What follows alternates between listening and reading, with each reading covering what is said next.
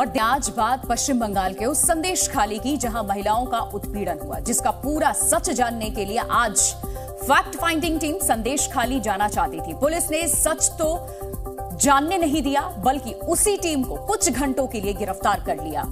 जबकि संदेश खाली का खलनायक शेख शाहजहां पिछले 50 दिनों से फरार है। पुलिस उसे अब तक पकड़ नहीं पाई है। सवाल है कि आखिर ऐसा कौन सा सच ममता सरकार छुपाना चाहती है, जिसके लिए संदेश खाली जाने वाले रास्ते पर बंगाल पुलिस खड़ी है और सच जानने से रोक रही है। बंगाल पुलिस ने फैक्ट फाइंडिंग टीम पर शांति भंग करने का आरोप लगाया, लेकिन असली संदेश खाली का गुनहगार अब भी आजाद है।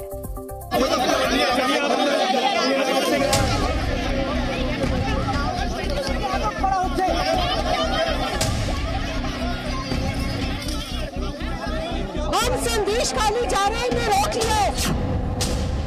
इन्होंने हमारे अधिकारों का हनन किया।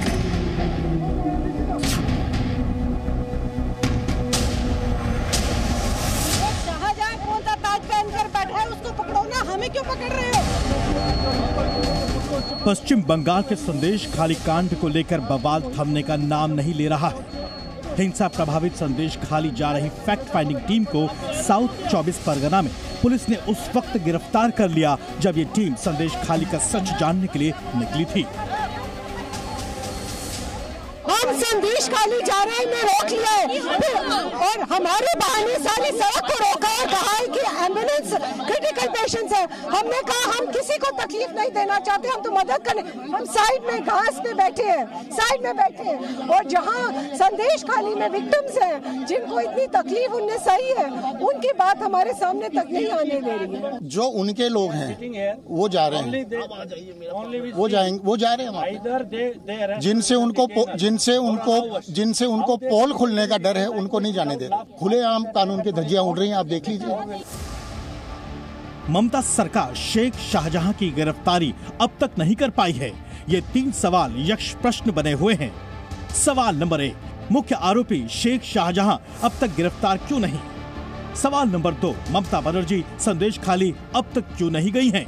सवाल नंबर 3, पुलिस ने ठोस कार्रवाई क्यों नहीं की है?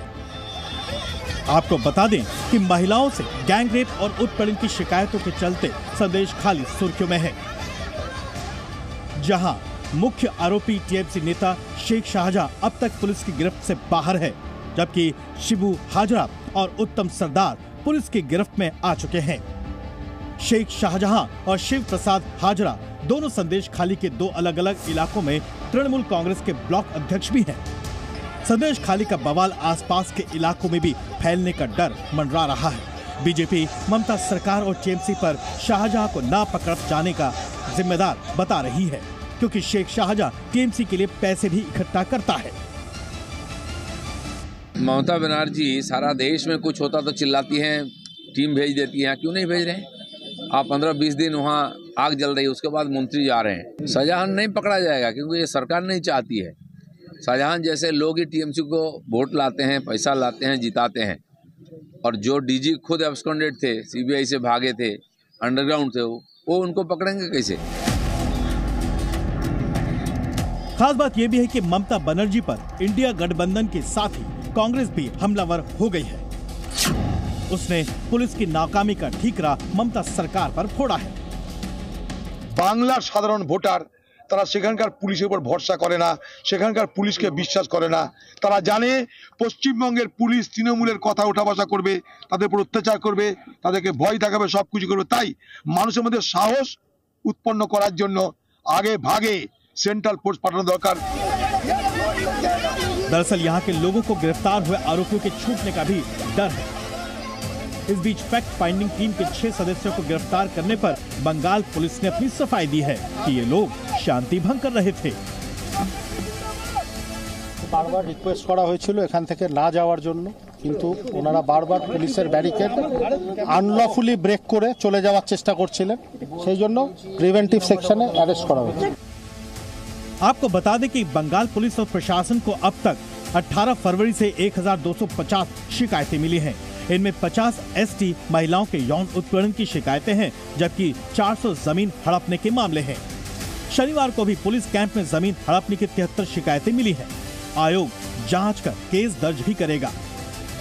जाहिर है संदेश खाली अब पश्चिम बंगाल में सियासी उबाल लाता जा रहा है। देखना यह है कि ममता सरकार कब तक शेख शाहजहां पर कार्रवाई करती है। ब्यूरो रिपोर्ट, जी मीडिया। अब आपको बताते हैं कि पिछले 50 दिनों में कैसे संदेश खाली का मामला आगे बढ़ा है। 5 जनवरी 2024 को ईडी ने टीएमसी नेता शेख शाहजहां के घर पर राशन घोटाले केस में छापेमारी की, लेकिन वो फरार हो गया। 8 फरवरी 2024 को स्थानीय महिलाओं ने शेख शाहजहां समेत टीएमसी के 3 नेताओं पर यौन उत्पीड़न का आरोप लगाया, जिसके बाद 13 फरवरी 2024 को कोलकाता हाईकोर्ट ने घटना का स्वतः संज्ञान लिया। 14 फरवरी 2024 को मामले ने सियासी रंग लिया। बीजेपी नेताओं और पुलिस ने जमकर इनके बीच झड़प हुई। 20 फरवरी 2024 को हाईकोर्ट ने मामला सरकार को फटकार लगाते हुए शेख शाहजहां को अब तक गिरफ्तार न करने पर सवाल भी उठाए। उत्तर प्रदेश में नकल कराने वाले माफियाओं का सच भी सामने आएगा। पेपर लीक मामले में ताबड़तोड़ एक्शन लिए गए हैं और ताबड़तोड़ एक्शन के बीच में यूपी के सीएम योगी आदित्यनाथ ने आरोपियों पर शिकंजा कसने का आदेश दिया है। उम्मीद है सभी आरोपी जल्द से जल्द सलाखों के पीछे होंगे।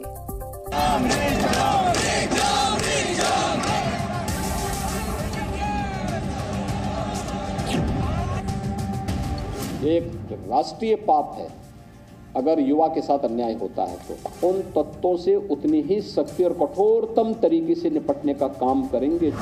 गुनहगारों पर एक्शन। एसटीएफ के शिकंजे से बढ़ी नकल माफिया की टेंशन। सॉल्वर गैंग का बुलडोजर सॉल्यूशन। पुलिस भर्ती परीक्षा के पेपर लीक कर युवाओं के भविष्य से खिलवाड़ करने वालों की अब खैर नहीं। पेपर लीक गैंग पर योगी सरकार का ताबड़तोड़ एक्शन शुरू हो गया है। पहले परीक्षा रद्द करने का ऐलान किया और अब पेपर आउट करने वालों पर कानूनी शिकंजा कसा जा रहा है। पेपर लीक के सबूत मिलने के बाद एक्शन में आए बुलडोजर बाबा सॉल्वर गैंग को जड़ से मिटाने की तैयारी में हैं। एक राष्ट्रीय पाप है अगर युवा के साथ अन्याय होता है तो, और जो भी पहले दिन से हम लोगों ने तय किया है कि युवाओं के जीवन और उनके भविष्य के साथ जो खिलवाड़ करेगा, हम लोग भी जीरो टॉलरेंस की नीति को अपना करके उन तत्वों से उतनी ही सख्ती और कठोरतम तरीके से निपटने का काम करेंगे। सीएम योगी के बयान के बाद मामले की जांच कर रही यूपी एसटीएफ नकल माफिया का काम तमाम करने में जुटी है। एसटीएफ ने बड़ी कार्रवाई करते हुए बलिया निवासी नीरज यादव को गिरफ्तार किया है। नीरज पर व्हाट्सएप के जरिए सवालों के जवाब शेयर करने के आरोप हैं। सूत्रों के मुताबिक गिरफ्तारी के बाद पूछताछ में नीरज ने कई गुनाह कबूल किए हैं। एसटीएफ को अब मथुरा निवासी एक दूसरे आरोपी की तलाश है, जिस पर पेपर मुहैया कराने के आरोप हैं। नकल माफिया की कमर तोड़ने में जुटी एसटीएफ की टीम ने गैंग के मददगारों की लिस्ट बनाई है। गैंग से जुड़े 244 आरोपी उसकी रडार पर हैं। अब वे न घर के रहेंगे न घाट के रहेंगे, क्योंकि अब तो सरकार जब अपनी कार्रवाई कर रही है तो बहुत बड़ी कार्रवाई हम लोग ऐसे तत्वों के खिलाफ करेंगे जो युवाओं के भविष्य के साथ खिलवाड़ करेंगे। एसटीएफ के additional SP paper leak case की जांच कर रहे हैं। मामले में पहले ही दबोचे जा चुके गुरबचन नाम के आरोपी के साथियों की तलाश में छापेमारी की जा रही है।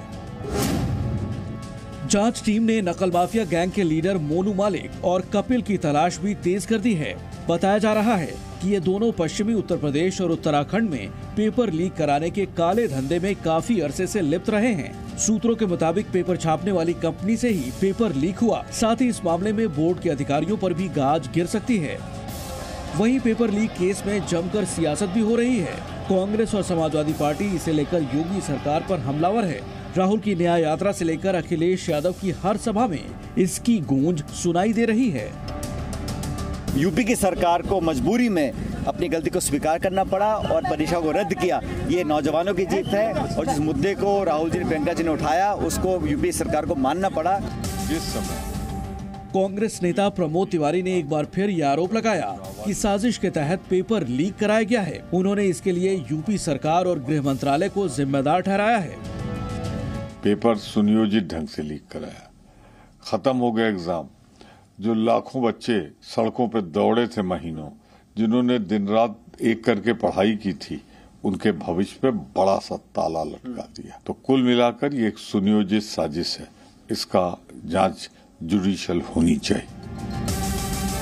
आपको बता दें कि यूपी में police recruitment and promotion board ने सिपाही पद के लिए 60,244 भर्तियां निकाली थी, जिसके लिए 16 लाख महिलाओं समेत कुल 48 लाख से ज्यादा युवाओं ने आवेदन किया था। 17 और 18 फरवरी को कड़े पहरे में भर्ती परीक्षा आयोजित की गई, लेकिन आरोप है कि पहले ही पेपर अभ्यर्थियों और कोचिंग टीचर्स के मोबाइल फोन पर पहुंच गए।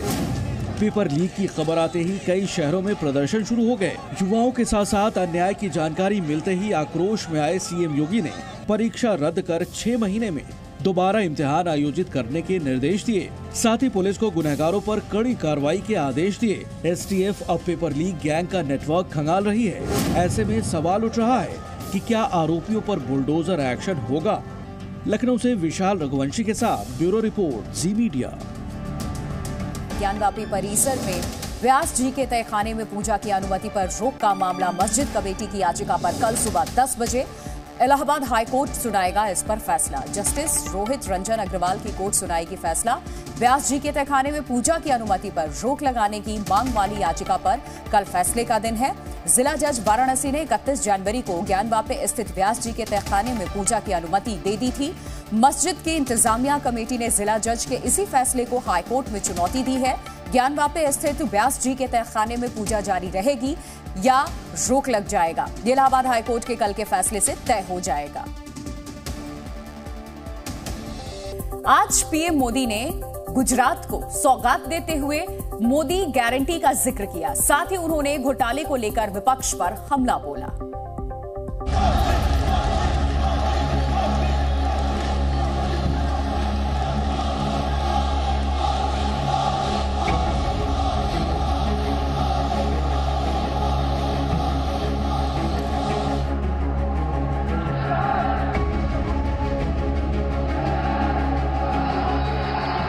दो 2024 के लोकसभा चुनाव की तारीखों का ऐलान बेशक अभी नहीं हुआ है। प्रधानमंत्री नरेंद्र मोदी पूरी तरह इलेक्शन मोड में आ चुके हैं। ताबड़तोड़ दौरे में जुटे मोदी अभी गुजरात के 2 दिन के दौरे पर हैं, जहां द्वारका में उन्होंने सुदर्शन सेतु का उद्घाटन किया। यहां से उन्होंने मोदी गारंटी का जिक्र किया, जो हाल ही में हुए कई राज्यों के विधानसभा चुनाव में गेम चेंजर साबित हुई थी। जिसका सपना देखा, जिसकी आधारशिला रखी, उसको पूरा किया, यही ईश्वर रूपी जनता जनार्दन के सेवक मोदी की गारंटी है। चुनाव का बिगुल फूंकने से पहले पीएम मोदी ने द्वारकाधीश में पूजा अर्चना की और पौराणिक द्वारका नगरी के दर्शन कर सनातन आस्था पर दिल की बात कही। मैंने वो पल बिताए जो जीवन भर मेरे साथ रहने वाले हैं। मैंने गहरे समुद्र के भीतर जाकर प्राचीन द्वारिका जी के दर्शन किए। पार्टी नेताओं और कार्यकर्ताओं से 100 दिन तक तन मन धन से चुनाव की तैयारियों में जुटने की अपील करने के बाद पीएम खुद बिना रुके, बिना थके चुनाव अभियान में जुटे हैं। 23 फरवरी को यूपी के वाराणसी में चुनावी तैयारियों को धार देने के बाद वो अगले ही दिन यानी 24 फरवरी को छत्तीसगढ़ के रायगढ़ पहुंचे। तो आज गुजरात के द्वारका से पार्टी को मजबूत करने में जुटे हैं। इसके बाद मोदी 2 मार्च को बिहार के औरंगाबाद और बेगूसराय जाएंगे, तो 3 मार्च से वो पश्चिम बंगाल के 3 दिन के दौरे पर होंगे।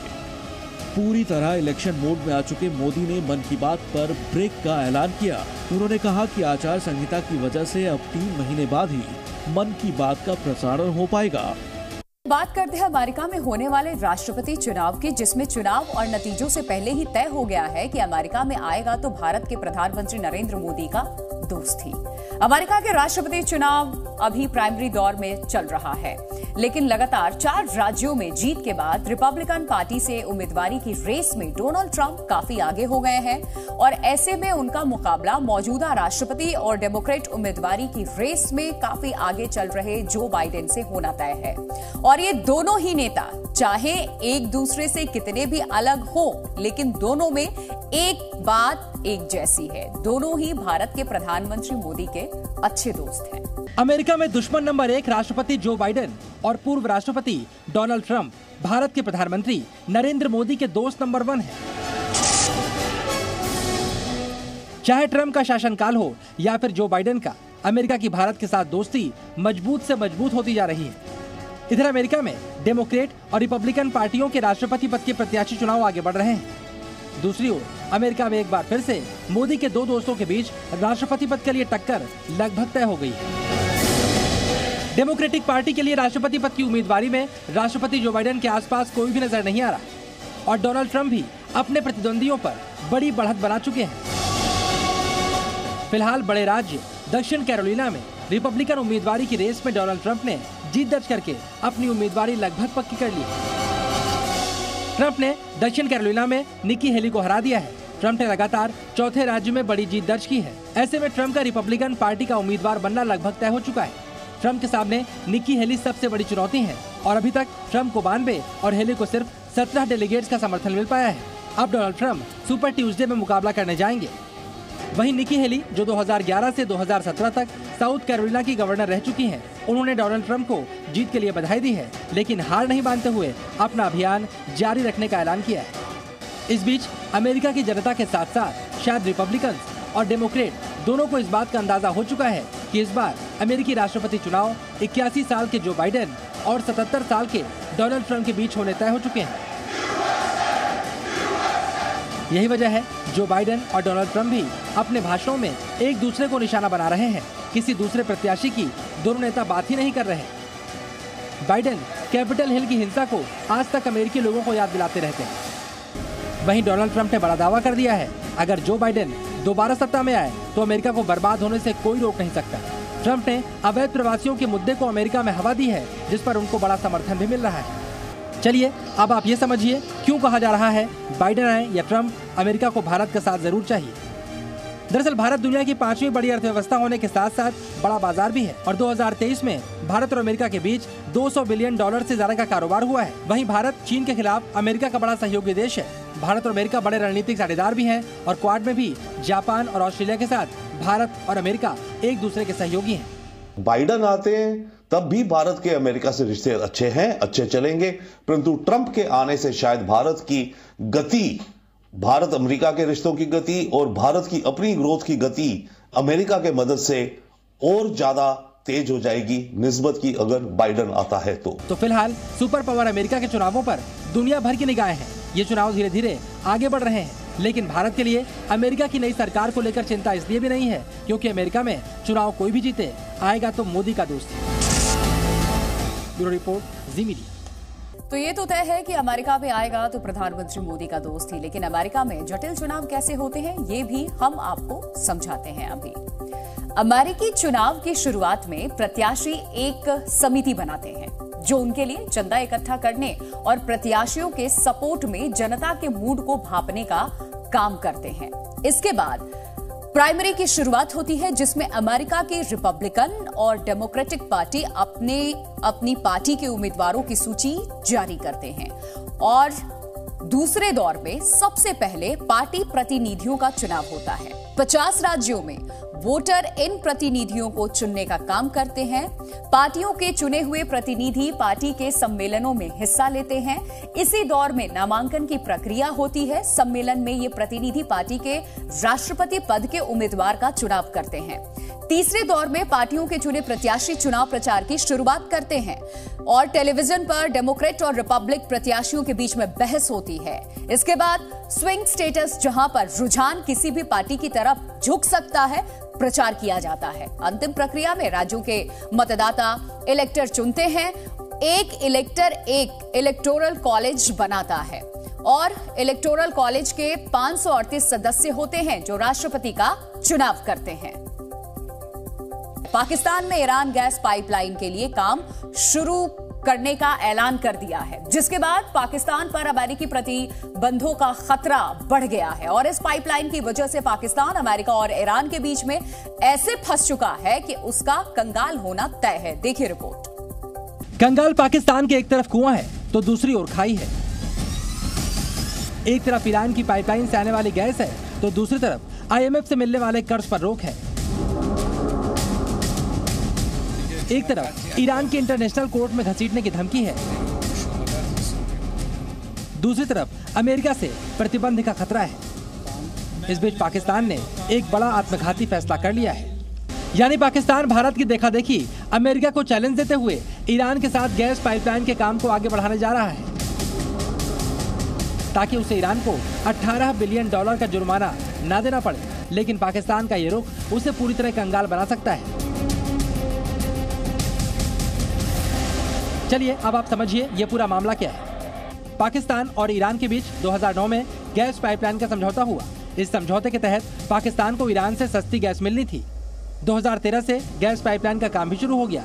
ईरान ने तो अपने हिस्से का काम खत्म कर लिया, लेकिन अमेरिकी प्रतिबंध के डर से पाकिस्तान ने अपनी तरफ का काम रोक दिया। 1 दशक तक काम रुका रहा तो ईरान ने पाकिस्तान को $18 बिलियन जुर्माने की धमकी दी। तो दूसरी ओर अमेरिकी प्रतिबंध का खतरा भी बना हुआ है।